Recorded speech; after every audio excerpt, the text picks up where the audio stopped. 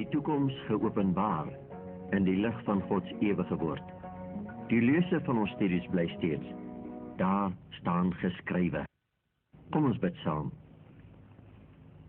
Onse Vader in die hemel, terwyl u ewige evangelie uitstuur na die eindes van die aarde, om ons te waarsku teen die bedrog van die Satan, weet ons dat hy met woede gevul is en alles moontlik sal doen om selfs die uitverkorenes te mislei.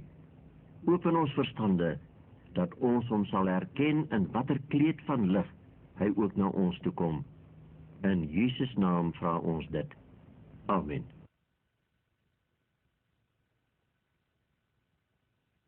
U weet seker dat die vyand van Jesus Christus, naamlik die Satan, 'n baie ywerige Bybelstudent is, want in die Bybel bestudeer hy die planne van God.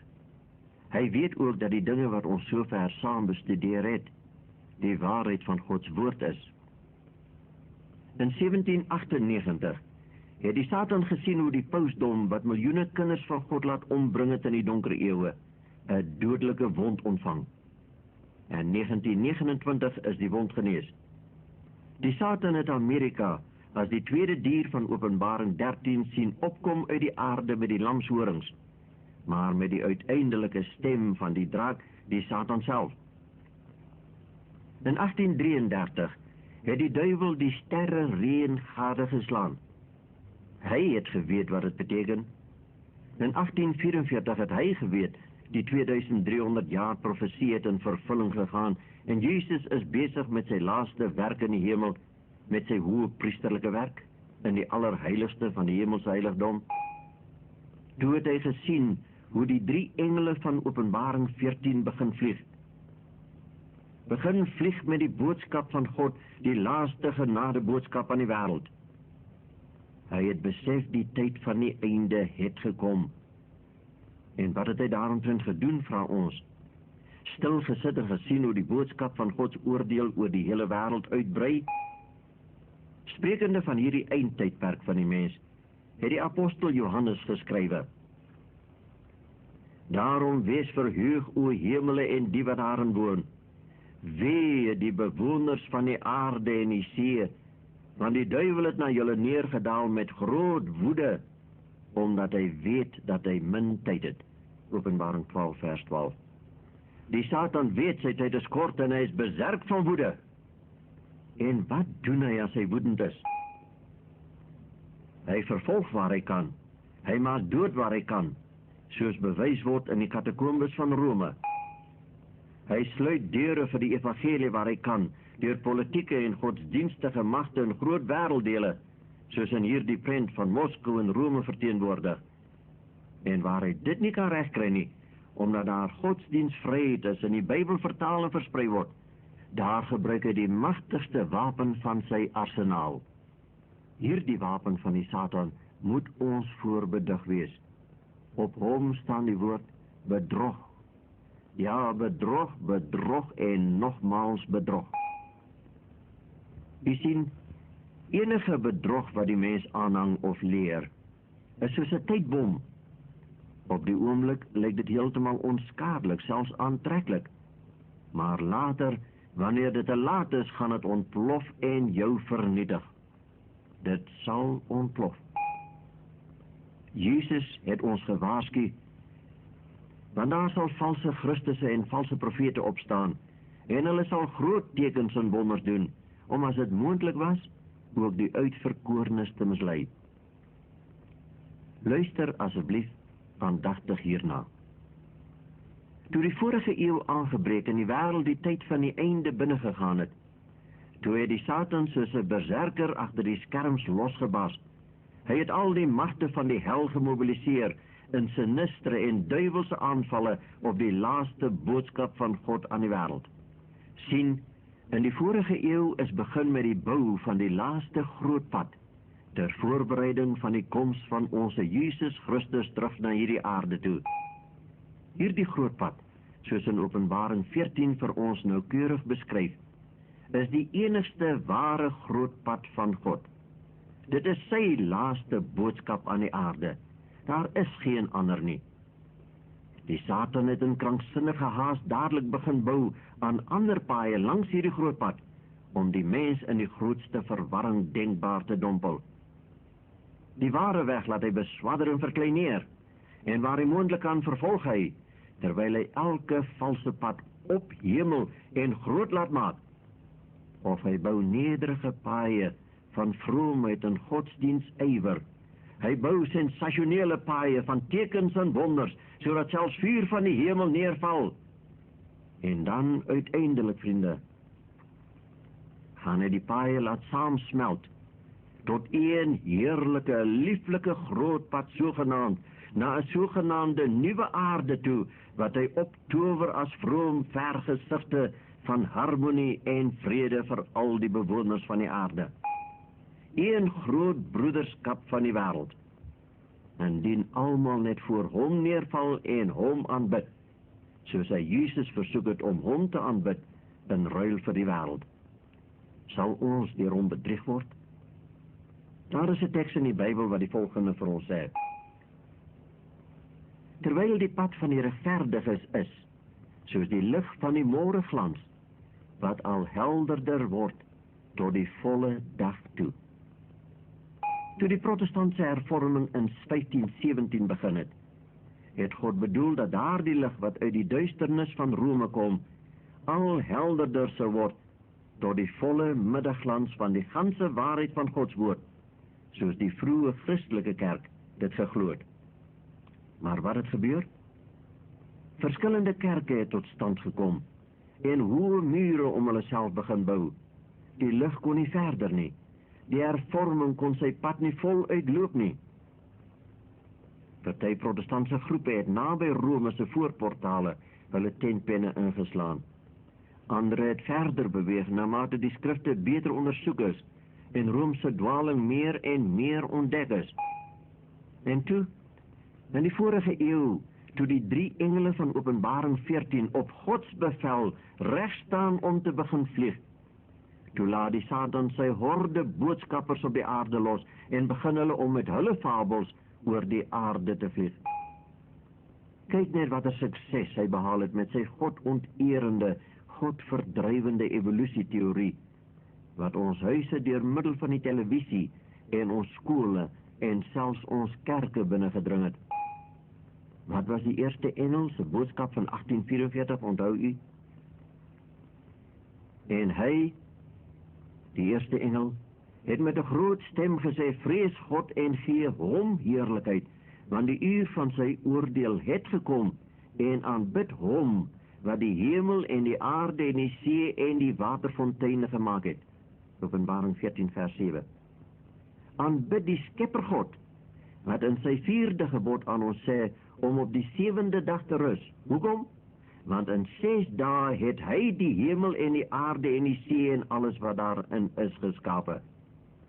En terwyl hier die eerste engel die wêreld oproep tot aanbidding van die Skepper God en die onderhouding van sy skepingsteken, die 7de dag Sabbat, toe verrys die evolusieteorie wat op subtiele wyse God uit sy direkte persoonlike skepingswerk sou verstoot, hom van minder of geen belang op die aarde maak nie, die sondeval verkleineer of heeltemal elimineer. Want volgens hierdie teorie het die mens nie geval nie, maar opgeklim uit die slijmerige, kruipende oerverlede. Hoe het hierdie evolusieteorie nie ons huise en ons skole, ons wetenskapboeke en die populêre kerk binnengedring en God uit sy skepping verdryf nie? Maar dit was maar net een van die groot paaie wat die Satan deur sy handlangers laat bou het, om hulle aandag van Gods boodskap af te trek. Hoeveel kerke is daar nie wat uit die vorige eeu dateer, en wat hulle boodskap met ywer verkondig, maar wat nie bly by wat die woord van God vir ons sê nie. Hulle het miskien 80% waarheid en 20% leuen. Gevolglik is hulle leer gevaarlik, soos vervalste geld gevaarlik is, veral as dit heeltemal eg lyk. Die Here Jesus se woorde is duidelik, dat ons verering van God te vergeefs is, as ons leringe leer wat gebooie van mense is. Ons lees in die woord, tot die wet en tot die getuienis. As hulle nie spreek volgens hierdie woord nie, is hulle 'n volk wat geen dageraad het nie. Jesaja 8 vers 20. Hierdie is dan die ware toets van enige geloof, tot die wet en tot die getuienis. Dit wil sê die wet en die volle getuienis van die woord van God. As enige kerk buite die Bybel gaan, het hy geen dageraad nie. Kennis van en uitnodigings na hierdie dwaalweë word gedurig tot ons gebring, as sou dit die weg van God na die ewigheid wees. Asseblief, ondersoek die skrifte, toets elke geloofsbelijdenis, ook jou eie, aan die woord van God. Pas op vir sensasionele wonderwerke in die naam van Jesus. Spiritualiste verwyder hier 'n mens se mangels sonder 'n operasie. Pas op vir tekens en wonders. Onthou u nog Jesus se tragiese voorspelling aangaande diegene wat staat gemaak het op hulle ondervinding godsdiens, terwyl hulle die wet van God versmaai het. Dan sal ek openlik vir hulle sê, ek het julle nooit geken nie. Gaan weg van my af, julle wat die wet van God oortree. Die Here vra van ons gehoorsaamheid en nie tekens en wonders nie. Dis bedroewend, maar selfs die kerke wat aanspraak maak op die spesiale guns en gawes van God, soos geopenbaar in die tekens en wonders wat onder hulle plaasvind, selfs die kerke breek gedurig op in ander afskeidingskerke. Watter een is dan reg, vra ons? Die verwarring word groter en groter. Geen wonder dat daar voor die einde 'n spesiale engel verskyn wat die kinders van God roep om uit Babylon of Babel die verwarring uit te kom nie. Lees asseblief Openbaring 18, die eerste 4 verse. En vriende, in hierdie tyd van byna universele verleiding en misleiding en ongehoorsaamheid aan die uitdruklike woord van God, leer die Bybel ons dat die Satan met 'n meesterlike bedrog gaan kom, wat gaan uitloop op 'n oorweldigende, verbuisterende superbedrog. Dit sal alleen weerstaan kan word deur hulle wat hulle huise op rots gebou het. Dit wil sê op die volle gesag van die woord van God. Op 31 Maart 1844, let asseblief op die jaartal, 31 Maart 1844, het die moderne spiritisme sy verskyning gemaak en soos 'n veldvuur deur droë gras geknetter. By die Fox Sisters het dit begin. En soos hulle, wend die moderne mens hom al meer en meer na die dooies. Vandag word daar al meer en meer aan mure geklop om te sien of iemand sal terugklop. Penne word vastgehou om te sien of iemand sal kom om met die penne te skryf. Balle word oor 'n muur gegooi om te sien of iemand hulle sal teruggooi. En min weet jy met wie jy speel. Min weet jy wie jy raadpleeg in die skemerige Janskamer van die spiritus. Die Bybel verbied dit. Begeef julle nie tot die geeste van afgestorwenes en die geeste wat waar sê nie. Soek hulle nie om julle deur hulle te verontreinig nie. Ek is die Here. Levitikus 19 vers 31. En verder lees ons, daar mag niemand by jou gevind word wat 'n gees van 'n afgestorwene vra, of 'n gees wat waar sê, of wat die dooies raadpleeg nie, want elkeen wat hierdie dinge doen, is vir die Here 'n gruwel. Hoeveel Christene raadpleeg nie die dooies nie, en God sê vir hom is dit 'n gruwel. Hoekom? Hoekom is dit 'n gruwel? Vriende, ons moet die dooies nie raadpleeg nie, want hulle is dood. Hulle leef nie. En as jy dood is, waar is jy? Wat sê die Bybel vir ons? Waar is jy as jy dood is? Die Bybel sê as jy dood is, slaap jy. En as jy goed gedoen het, word jy opgewek by die eerste opstanding. Daar die opstanding gebeur met Jesus se koms. 'n kind van God wat sterf, slaap tot die opstandingsmôre toe. En as jy nie goed gedoen het nie, slaap jy tot by die tweede opstanding na die 1000 jaar. Daar staan geskrywe, en die ander dode het nie herlewe, totdat die 1000 jaar voleindig was nie. Openbaring 20 vers 5.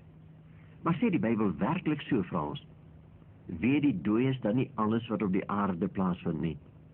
Juig die afgestorwe regverdiges nie reeds voor die troon van God, en brand die ongehoorsaames nie reeds iewers in die vlamme van die hel nie. Kom ons hoor wat die Bybel hieroor sê. Want die lewendes weet dat hulle moet sterwe, maar die dooies weet glad niks nie. Hulle liefde, sowel as hulle haat, ook hulle naijwer het lankal verdwyn, en hulle het vir ewig geen deel meer aan alles wat gebeur onder die son nie. Glo ons wat die Bybel sê? Klink dit miskien vir u vreemd om hierdie dinge uit die Bybel te verneem? Maar kom ons lees vers 10 ook. Daar staan geskryf, alles wat jou hand vind om te doen, doen dit met jou mag, want daar is geen werk, of oorleg, of kennis, of wysheid in die doodryk waar jy heen gaan nie. Prediker 9 vers 10. As daar nie kennis of wysheid in die doodryk is nie, hoe kan jy die dooies dan raadpleeg? In Psalm 146 vers 4 sê die psalmis, die dag as jy sterwe, is dit daar die dag met jou planne gedaan. Hoe kan jy as jy dood is, dan nog planne hê vir die agterblywendes? Nee, as jy sterwe, weet jy glad niks nie. So leer die Bybel. Jy slaap. En of jy 1 uur of 1000 jaar slaap, vir jou sal het wees as jy wakker skrik, of jy net 'n oomblik tevore aan die slaap geraak het. Dawid het gesê, ek sal versadig word met u beeld as ek wakker word. Psalm 17 vers 15. En in Handelinge 2 vers 34 sê Petrus op Pinksterdag, want Dawid het nie in die hemele opgevaar nie. Dawid sê hy sal versadig word met Gods beeld as hy wakker word.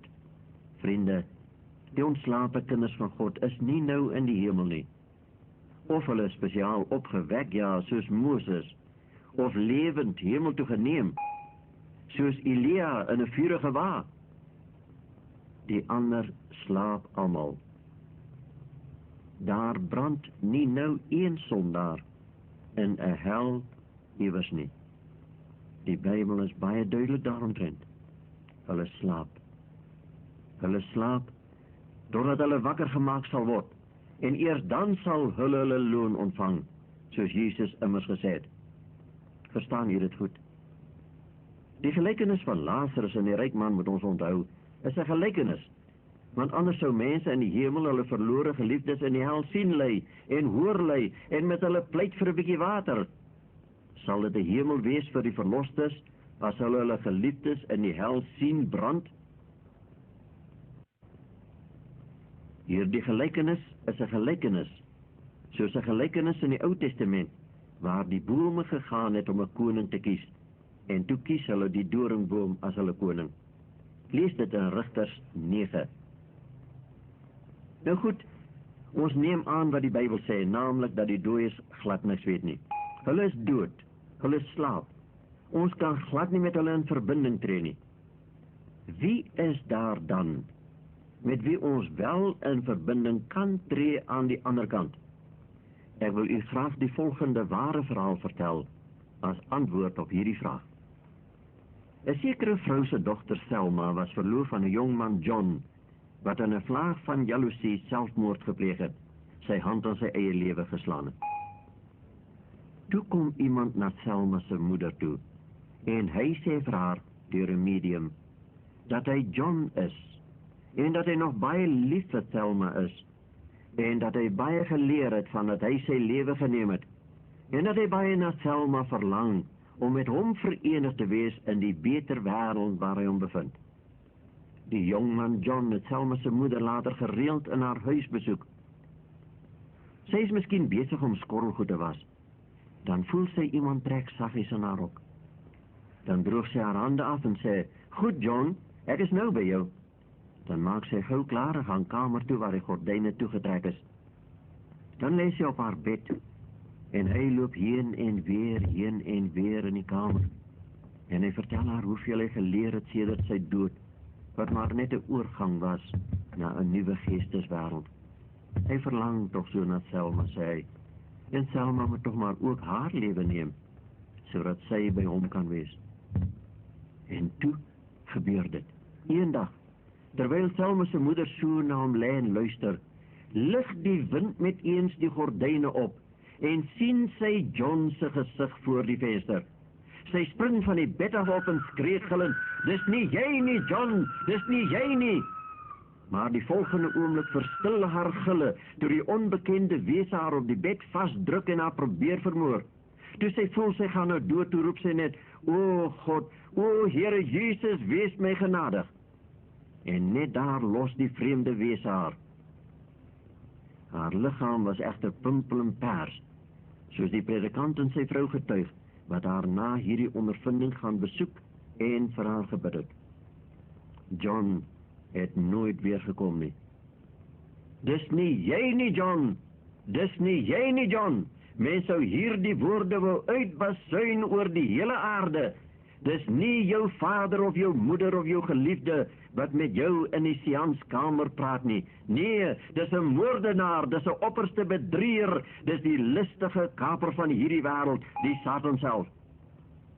Ja, my vriend, dis die duiwel wat jou daar in sy mag probeer kry op sy betoverde grond.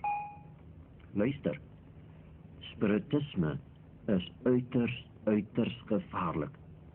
Begewe jy jou op daardie terrein, begewe jy jou direk en sonder beskutting op die Satanse grond, en word jy in sy spiritistiese strikke vasgevang, is dit amper onmoontlik om weer daaruit te ontsnap.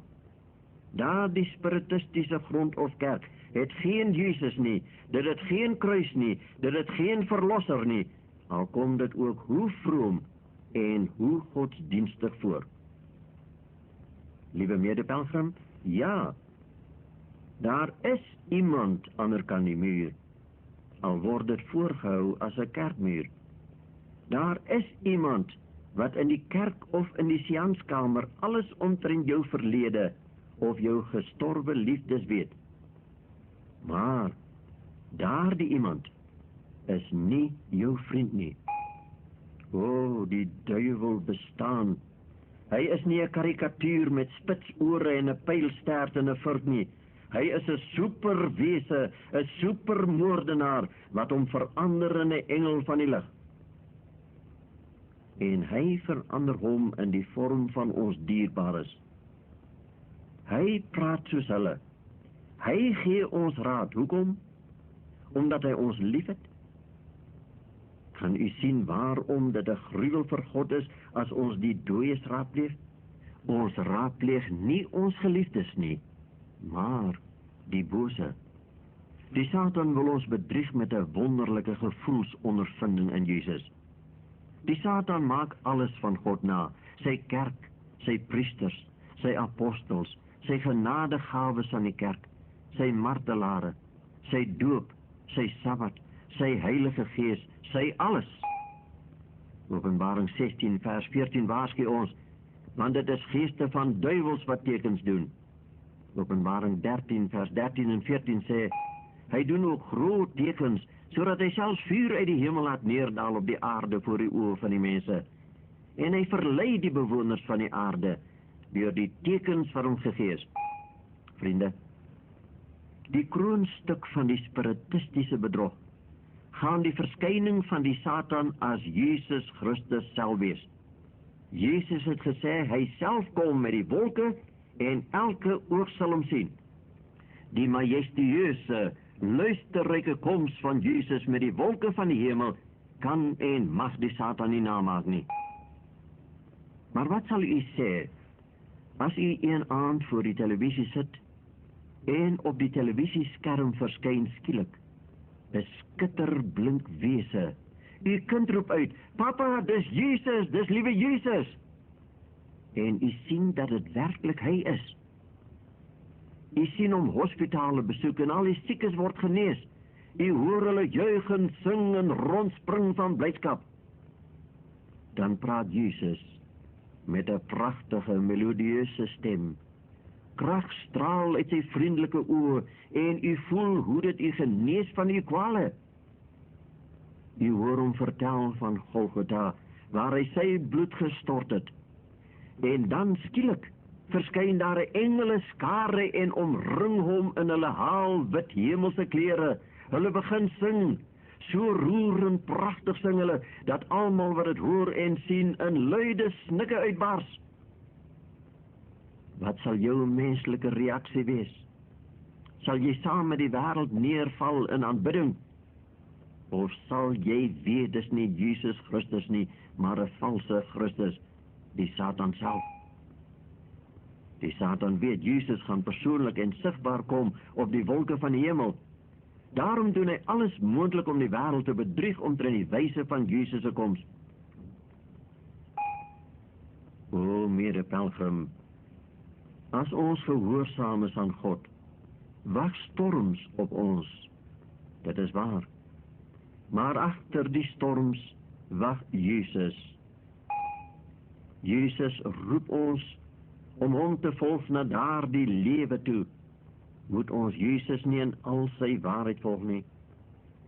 Dan sal ons saam met hom in die ewigheid wees. Kom ons bid saam. Onse dierbare Here, U het weer die toekomsgordyne vir ons oopgetrek, sodat ons kan sien wat U vyand vir ons beplan op hierdie stormgetuisterde planeet. Baie dankie dat Jesus so geduldig by die deur van ons lewe staan en klop. Ons maak die deur oop. Kom in, Here Jesus. Kom bly by ons, totdat ons by U gaan bly.